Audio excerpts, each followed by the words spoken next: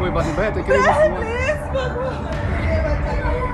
उसने उसको गोली मार दी यहाँ पे। उसने बोला कि शायद मुस्लिम नहीं है, उसने उसको गोली मार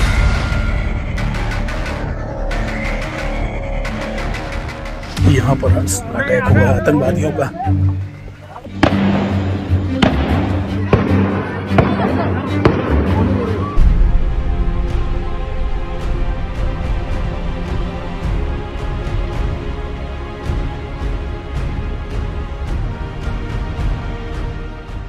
अप्रैल 2025 को श्रीनगर के पहलगांव में 26 निर्दोष पर्यटकों को उनका धर्म पूछकर मारा।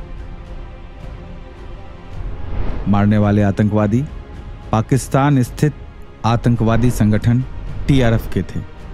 टीआरएफ पाकिस्तान समर्थित लश्कर-ए-तैयबा से जुड़ा संगठन है।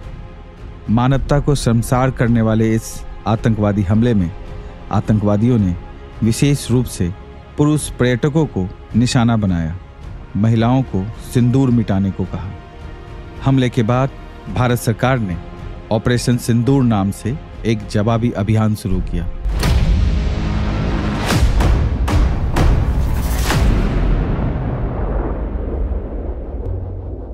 The Indus Waters Treaty of 1960 will be held in abeyance with immediate effect until Pakistan credibly and irrevocably abjures its support for cross-border terrorism. The integrated checkpost Atari will be closed with immediate effect. अब आतंकियों की बची खुची जमीन को भी मिट्टी में मिलाने का समय आ गया है।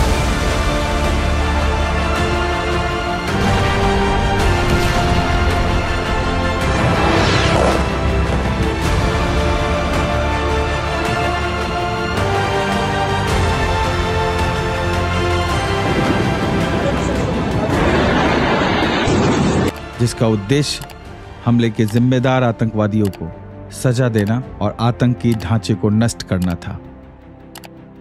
7 और 8 मई की रात भारत सरकार ने ऑपरेशन सिंदूर चलाया, जो सटीक, सीमित और गैर उत्तेजक था। इसमें पाकिस्तान और पाकिस्तान अधिकृत कश्मीर के 9 आतंकवादी प्रशिक्षण शिविरों को निशाना बनाया गया। ऑपरेशन सिंदूर का उद्देश्य आतंक की साजिश रचने वालों को दंडित करना और पाकिस्तान के कब्जे वाले क्षेत्र में स्थित आतंकी अड्डों को नष्ट करना था।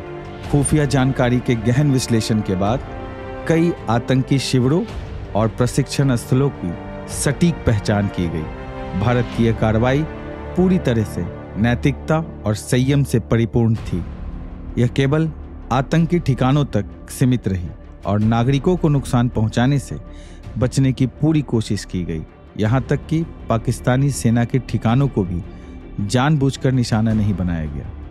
इसके बावजूद पाकिस्तान ने ड्रोन और गोलीबारी के माध्यम से जवाबी हमला करते हुए जम्मू के शंभू मंदिर, पुंछ के गुरुद्वारे और एक ईसाई कॉन्वेंट सेंटर जैसे धार्मिक स्थलों को निशाना बनाया, जो भारत की धार्मिक और सामाजिक एकता को तोड़ने का प्रयास था।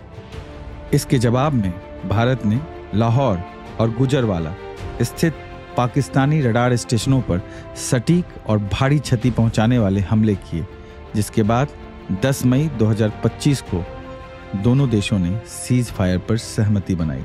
हालांकि सीज फायर के बाद भी पाकिस्तान की मक्कारी रुकी नहीं। उसने छोटे ड्रोन और यूएवी भेजकर भारतीय सैन्य और नागरिक क्षेत्रों में घुसपैठ की कोशिश की, जिन्हें भारतीय सेना ने पूरी तरीके से विफल कर दिया और सख्त जवाब दिया। 13 मई को भारतीय वायु सेना बेस पर प्रधानमंत्री मोदी जी ने घोषणा की। ऑपरेशन सिंदूर सिर्फ एक सैन्य कार्रवाई नहीं, बल्कि बहुआयामी राजनीतिक अभियान था, जिसने आतंकी ढांचे को ध्वस्त किया, पाकिस्तान की आक्रामकता पर लगाम लगाई, भारत की आतंक के प्रति जीरो टॉलरेंस नीति को मजबूती से लागू किया और संयम के साथ एक स्पष्ट और कठोर संदेश भी दिया। यह भारत की सैन्य क्षमता, राजनीतिक दूरदृष्टि और डिजिटल सतर्कता का जीवंत प्रतीक है, जिसने विश्व को यह स्पष्ट संकेत दिया है कि आतंकवाद के लिए भारत में कोई स्थान नहीं। 9 terrorist camps were targeted and successfully destroyed. ये नया भारत है। ये भारत शांति चाहता है, लेकिन अगर मानवता पर हमला होता है तो ये भारत युद्ध के मोर्चे पर दुश्मन को मिट्टी में मिलाना भी अच्छी तरह जानता है। ऑपरेशन सिंदूर इतिहास याद रखेगा। जो भी भारत की भूमि पर नापाक इरादे से आएगा, भारत उसे घर में घुसकर मारेगा। न सहारा, न बहाना और न ही सहानुभूति। जय हिंद की सेना।